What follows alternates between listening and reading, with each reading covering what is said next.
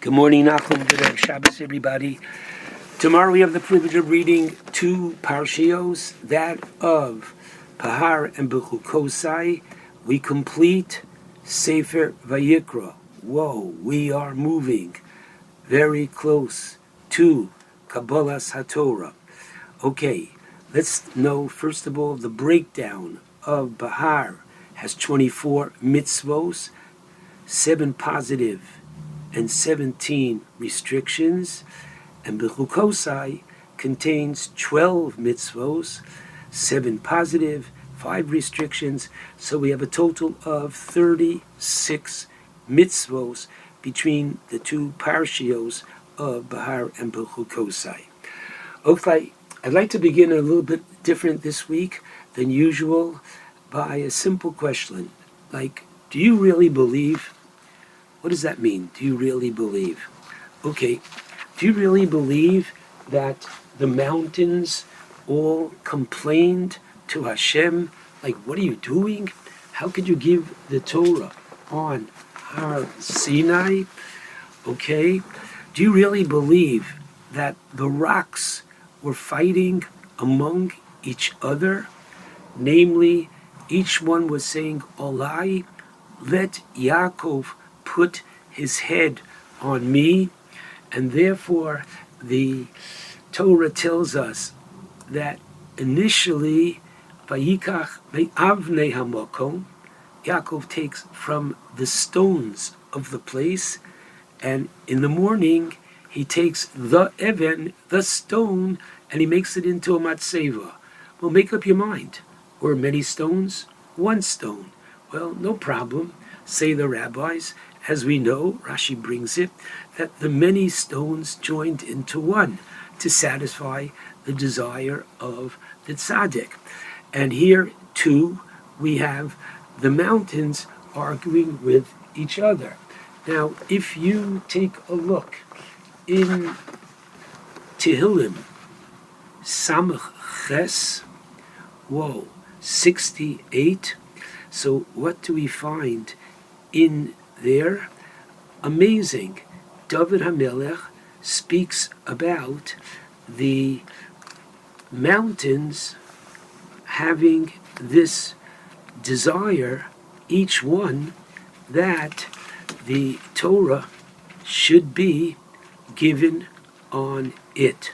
Whoa. Now, don't get me wrong. Do you really believe this? And the answer is yes.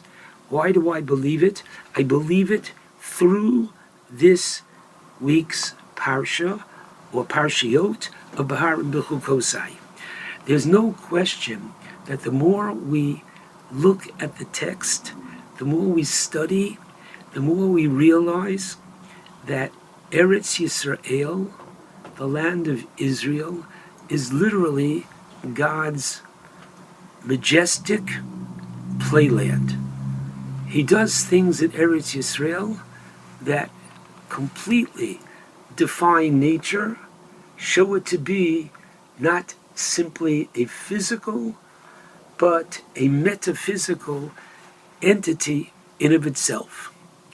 The nature of the world is that agricultural societies work the land for a year or two, and then they have, quote, crop rotation. Here, what the Torah is providing us with 6 years of straight working the land, and you'd imagine that after 6 years, what do you have? Just a little bit left because the land is worn out. It is just after 6 years that the Torah tells us not to work on the 7th year. Okay, only Hashem is the only power in the world that can tell an entire country, take the year off. V'shavsa ha'aretz Shabbos LaHashem. The land itself, which has feelings, as we know it from the end of Achremos, we know it from the end of Kedoshim, that if immorality is wrong all over the world. But the land of Israel cannot tolerate immorality.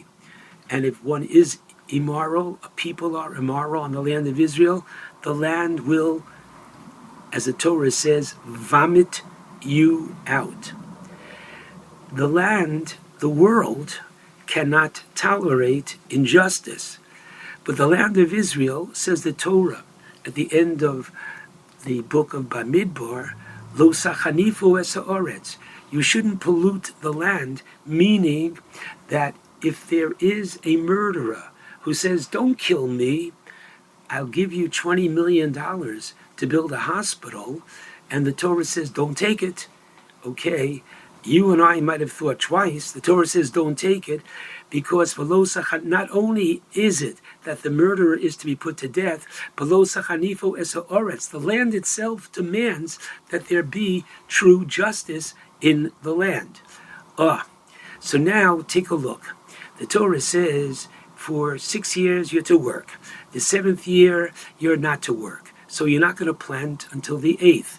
If you're not going to plant until the 8th, it's not going to come up until the 9th. So how are you supposed to get by? So the Torah tells us very simply. Now you have to see 2 psukim, one after the other. The first one is in Behar, chapter 25, pasuk 19, which means, or reads, V'nosna oretz priya. The land will give its fruit.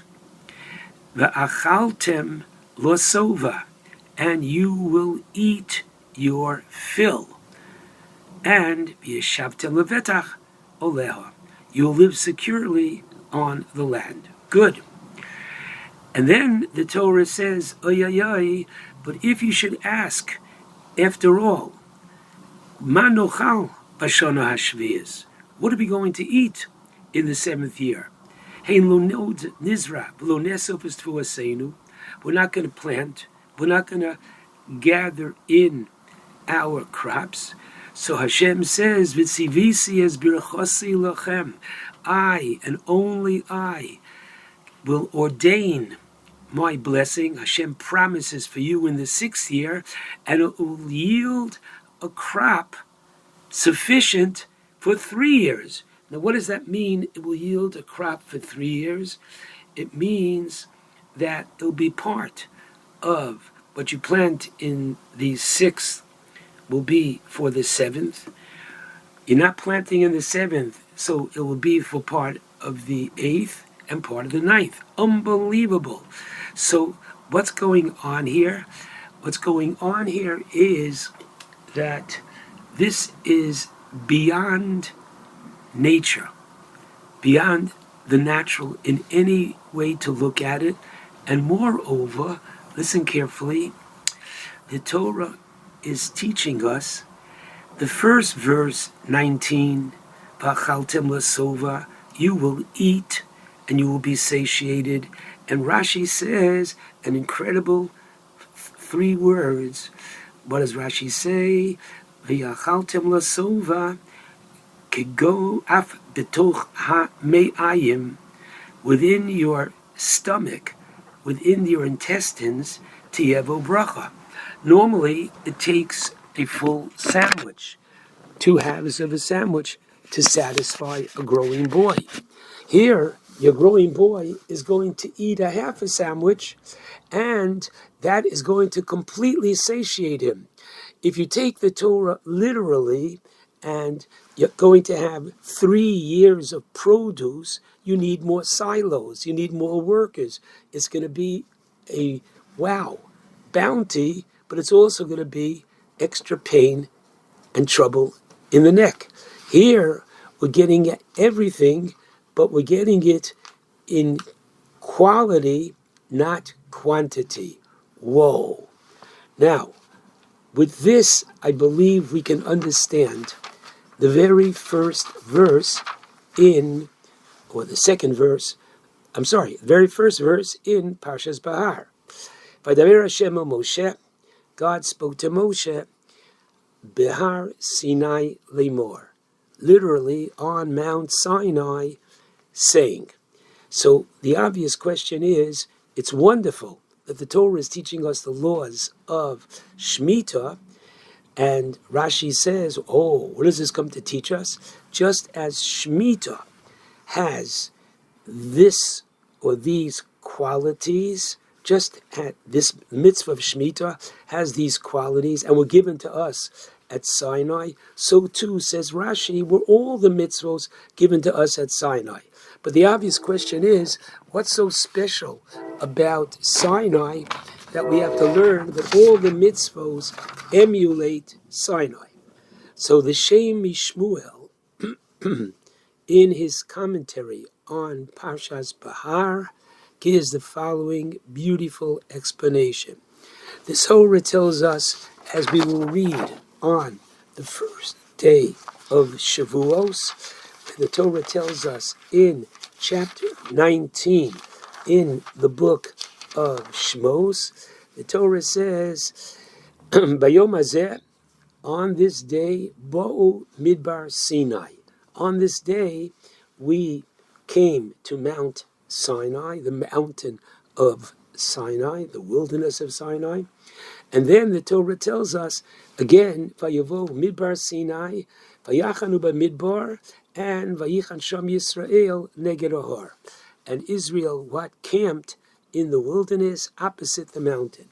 So what's going on here with the Torah stressing that we were in the midbar of Sinai and that we camped as one by the mountain? So the Shem Mishmuel says beautifully that really Sinai encapsulates two opposite characteristics, both of which are needed. On the one hand, we need the fact that Sinai, as we tell our children, but it's much more than a children's story. It is that which we believe that all of nature is involved in praising Hashem. And so the idea behind it is that when the Torah, when Tehillim says in Tehillim 68, woe, and go to verse 17, why do you prance, O you mountains of majestic peace? Meaning, what? Why did you not give the Torah on us? And the next verse, 17, continues that Chomad Hahor, Chomad Elokim L'Shivto, the mountain that God desired for his abode. And what is that? Har Sinai, because it is one of the smaller mountains teaching us humility. So on the one hand, in order for the Jewish people to achieve Vayivchan Yom Yisrael and Ish Echad Lev Echad, you need to have unity. You need to have a sense of beetle one to another. You need to have anova, humility. But at the same time, you also have to have, as it says by King Yehoshaphat in Divrei Hayomim, whereby in Divrei Yomim Beis 17:6, Vayigba Libo B'darchei Hashem, you do need a certain sense of pride in being a Jew, in being proud of all the mitzvos of the Torah. So which one is it? The answer is Sinai reflects both. So we're to learn from Sinai that we need to have both. This is what Eretz Yisrael teaches us, not just for the fact that you have the laws of Shemitah, which defy all of nature, which is what our Torah is, beyond the natural. But take a look, everybody, at one of my favorite psukim in Vayikra, whereby the Torah says in 26:32, Vashimosi aniyas haaretz, God promised that I will keep the land of Israel as long as you are away in Golus, which was for almost 2,000 years. God says, I will keep the land fallow. V'shamu oleo oyavechem, and your enemies will be amazed that the land is going to be desolate. They're not going to be able to grow lemons, oranges, potatoes, wheat. To sustain them, the land will be babysat by Hashem himself. And I honestly believe that each and every one of us should look at this in two ways. On the one hand, like Yehoshaphat, Vayigba libo b'darchei Hashem, God is giving each and every one of us a divine wink. How important are you? You are living in times. Take a look how the land of Israel, take a look in the prophet Yechezkel, chapter 36, verse 8. The land of Israel produces commensurate with the number of Jews that come. More Jews that come to Eretz Yisrael, the more the land produces. You can't explain it to me logically, but this is a miracle happening in front of our days, and this is a divine wink for all of us to recognize this miracle. But on the other hand, we have to appreciate and realize that it doesn't come from us. It comes from Him. And we are so proud and try so hard for this perfect harmony between, on the one hand, His providing for us and our being the ones who participate in this prophecy. Wow. Ashrenu matov helkenu. How precious is our Torah. How real are all these metaphors that the rabbis tell us. The rocks were arguing, the mountains were arguing, everyone is true. As it says in the 6th chapter of Ovos, chapter 6, Mishnah 2, the Mishnah says that every day in the Rabbi Shuba Levi, every day a heavenly voice goes out from Sinai and says, woe, unfortunate are those who don't appreciate Torah. How privileged are those who do appreciate Torah. Every time we study Torah, we should try, and believe me, it does come. After the years, you will hear the voice from heaven. Shabbat shalom to all.